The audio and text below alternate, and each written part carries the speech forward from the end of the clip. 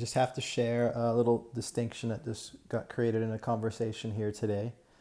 I was talking with a client about who's a coach similar to myself, and talking about um, her lack of self-belief in her value, and how bringing that belief up is going to be important in her creating more clients, having more impact with her clients. And then I just saw that what's important to understand is, like, believing in yourself more is not like a prerequisite in order for you to do the thing that's most valuable, the stuff that's most valuable. It's not like a means to being able to deliver some other kind of value. That the self-belief, your certainty in your value, is actually your greatest gift that you have to give. That sounds kind of weird, right? But like, your belief in yourself is the gift. Your self-belief, your certainty is this actual nebulous. It's the core of the value you actually have. What do I mean right now? Why am I saying that? People hire me for all sorts of things, to create different things in their life, for the distinctions, the ideas, what gets created in dialogue. But one of the things that I've seen is that the people who actually get the most results in my work with them are the ones that, very simply, they're super committed to creating results in their life, and they keep me present in their life. Now, how they keep me present in their life varies. Some of them keep me present by being on the phone with me for an hour every week. Some of them keep me present by watching my videos. Some of them keep me present by being in a group. Some of them keep me present by having the question, what would JP do? Which I think is cute and funny, but it's just the way that people do it.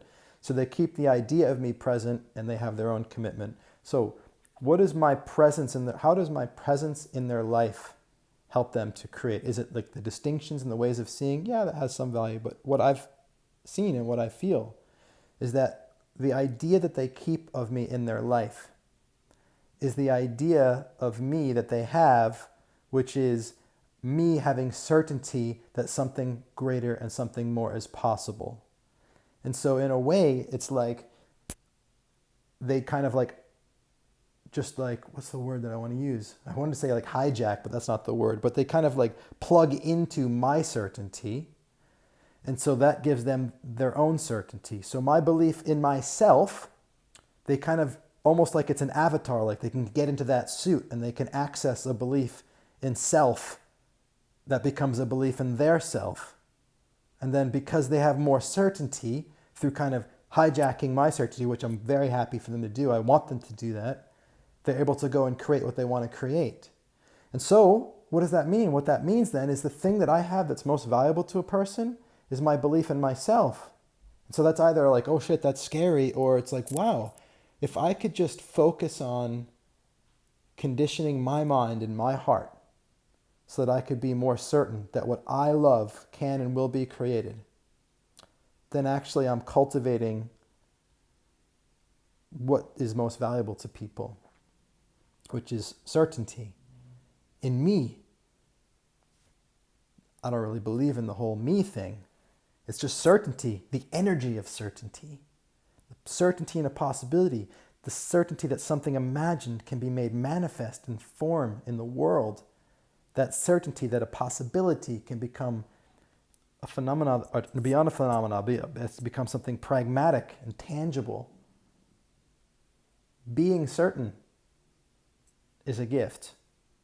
I was just saying to my client that I just drove 6 hours the other day straight to sit with my coach for 2 hours and gave him $5,000 and drove back. And yeah, I was there for distinctions and love and connection and understanding and insight.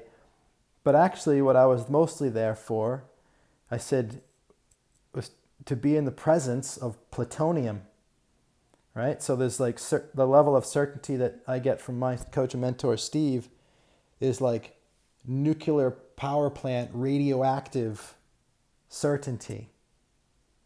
And why do I want that? Because when I'm around it, it's like, what happens when you're around like plutonium? It's radioactive, like it goes in you, it changes you. And there's a half-life to certainty, just like there's a half-life to the radioactivity of plutonium. So it goes in me and I'm radioactive and it has a half-life to it. Yes, I can do my own things to cultivate energy. Sure, and I do those things. But when you find a source of energy that's profound, you want to go and be with that and be around that because we bleed into each other. Just being with a person is an energy transfer. You can't be around plutonium without becoming radioactive. And you can't be around a person that has certainty without actually it infecting you and you becoming more certain in your own imaginations becoming forms. And so this is, if there's people in your life that you know who are this, be with them. And if there's people not personally in your life, but out there on the internet, like myself or others, where being with them on a consistent basis gives you access to their certainty, that gives you certainty in your life, then be with them on a consistent basis. And if you're in the business of helping people to create in their life, then make sure you're cultivating your own certainty. But C, most importantly, this brings us back to the point, the beginning of the conversation that I wanted to share. That's actually quite possibly the greatest gift you have to give. Let that be a reason to motivate you to prioritize doing things and spending time with things that condition your heart and your mind into certainty so that you can give that gift. I love you. Thank you so much for watching. I'll talk to you soon.